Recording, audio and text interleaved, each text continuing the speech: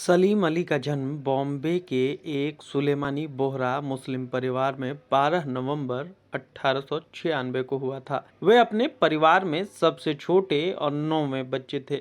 जब वे 1 साल के थे तब उनके पिता मोइजुद्दीन का स्वर्गवास हो गया और जब वे 3 साल के हुए तो उनकी माता जीनत निस्सा का भी देहांत हो गया। बच्चों का बचपन मामा अमीरुद्दीन तैयबजी और बे औलाद चाची हामिद बेगम की देखरेख में मुंबई की खेतवाड़ी इलाके में एक मध्यम परिवार में हुआ। उनके एक और चाचा अब्बास तैयब जी थे जो कि प्रसिद्ध भारतीय स्वतंत्रता सेनानी थे। सलीम अली अपनी प्राथमिक शिक्षा के लिए अपनी 2 बहनों के साथ गिरगांव में स्थापित जनाना Bible medical mission girls high school में भर्ती हुए और बाद में मुंबई के सेंट जेवियर में दाखिला लिया। लगभग 13 साल की उम्र में वे सिरदर्द से पीड़ित हुए, जिनके चलते उन्हें कक्षा से अक्सर बाहर होना पड़ता था और उन्हें एक चाचा के साथ रहने के लिए सिंध भेजा गया, जिन्होंने यह सुझाव दिया था कि शुष्क हवा से शायद उन्हें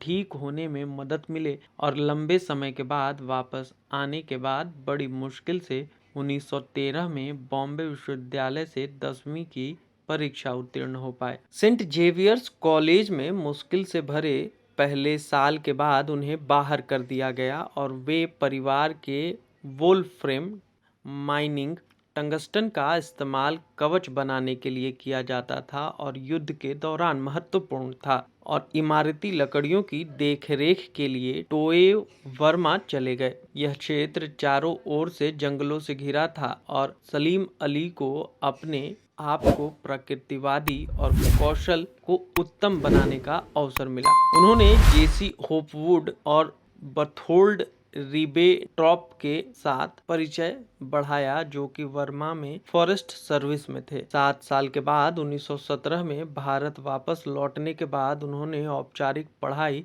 जारी रखने का फैसला किया। उन्होंने डावर कॉमर्स कॉलेज में वाणिज्यिक कानून और लेखा का अध्ययन किया। हालांकि सेंट जेवियर कॉलेज में फादर एथलबर्ट ब्लेटर ने उनकी असली रुचि को पहचाना और उन्हें समझाया। बॉम्बे नेचुरल हिस्ट्री सोसाइटी के मुख्य W.S. मिलॉर्ड की देखरेख में सलीम ने पक्षियों पर गंभीर अध्ययन करना शुरू किया, जिन्होंने असामान्य रंग की गौरैया की पहचान की थी, जिसे युवा सलीम ने खेल खेल में अपने खिलौना बंदूक से शिकार किया था। मिलॉर्ड ने इस पक्षी के एक पीले गले की गौरैया के रूप में पहचान की और सलीम को सोसाइटी से संग्रहित सभी पक्षियों को दिखाया। मिलॉर्ड ने सलीम को पक्षियों का संग्रह करने के लिए प्रोत्साहित करने के लिए कुछ किताबें दी, जिसमें कहा कि कॉमन बर्ड्स ऑफ मुंबई भी शामिल थी और छाल निकालने और संरक्षण में उन्हें प्रशिक्षित करने की पेशकश की। सलीम अली ने कई पत्रिकाओं के लिए लिखा, मुख्य रूप से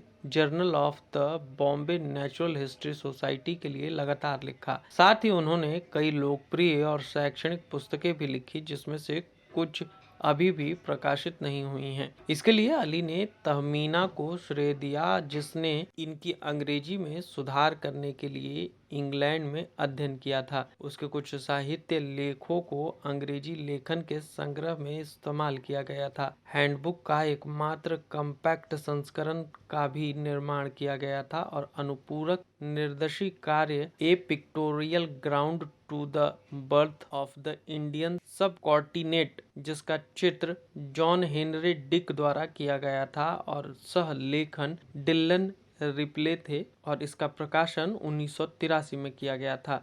इस प्लेटो का इस्तेमाल हैंडबुक के दूसरे संस्करण में भी किया गया। 20 जून 1987 को इनका देहांत हो गया।